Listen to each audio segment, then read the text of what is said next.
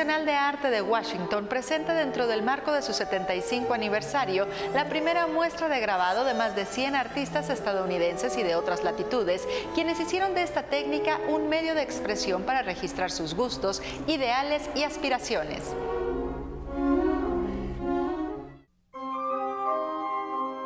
Rascacielos neoyorquinos, paisajes naturales, retratos y dibujos de los pueblos originarios de Norteamérica evocan la historia de un país, sus habitantes y su entorno a través de la técnica del grabado. Artistas estadounidenses, mexicanos y europeos se reúnen en la muestra 3 siglos de grabado de la Galería Nacional de Arte de Washington. 3 centuries of prints from the National Gallery in Washington. It's 144 prints representing America from 1710 to 2010. There are over 100 artists represented in the show, working in different print media. The exhibition is organized chronologically, summarized 300 years by movement.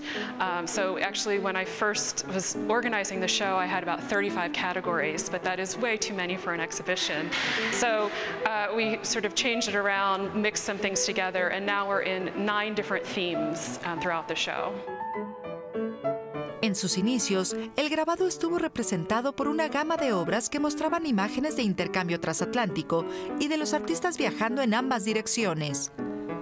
En la segunda mitad del siglo XIX, se incluyó la producción de litografías donde se miraban escenas históricas y los aguafuertes creados por los artistas seguidores de Whistler, que se caracterizaban por la sutileza de sus efectos pictóricos.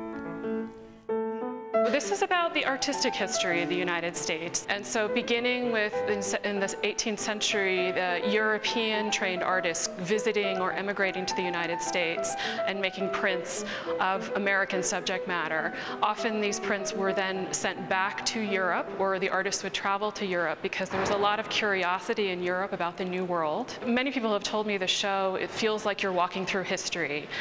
So we're interested in looking at these objects as art, but also the social and cultural history comes out in the images. Well, I mentioned Paul Revere's Bloody Massacre, which is a wonderful print, a group of soldiers firing into a protesting crowd, something that resonates today even. The genius of Revere making this print was that he printed it in multiples and was very efficient in distributing the image and the text across Boston very quickly, thus forming opinions about the event. This is 5 years before the American Revolution, and historians do believe that this print contributed to fomenting the anger to what would become the American Revolution. El arte moderno en Estados Unidos durante el siglo XX fue realizado por artistas como George Bellows, Mary Cassatt, Stuart Davis, Child Hassam, Edward Hopper y John Marin, quienes estaban familiarizados por los movimientos modernos europeos como el impresionismo, el fauvismo y el cubismo. Very happy to be in this space in Mexico, especially the one thing we have found in this exhibition, a large number of the artists are from other countries. Either they have visited the United States or they have immigrated there.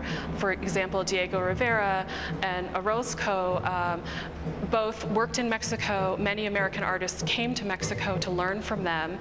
Also, their prints, Orozco and Rivera's prints, were printed in New York and distributed to American audiences. So it's this wonderful culmination of a long history of artistic exchange between these two countries. Desde las figuras fragmentadas como parte del surrealismo de la Segunda Guerra Mundial, a los grabados que proyectaban la cultura popular, la política y los eventos contemporáneos con artistas como Andy Warhol y Roy Lichtenstein, integran la muestra 3 siglos de grabado de la Galería Nacional de Arte de Washington, que se presenta en el Antiguo Colegio de San Ildefonso hasta el 30 de abril.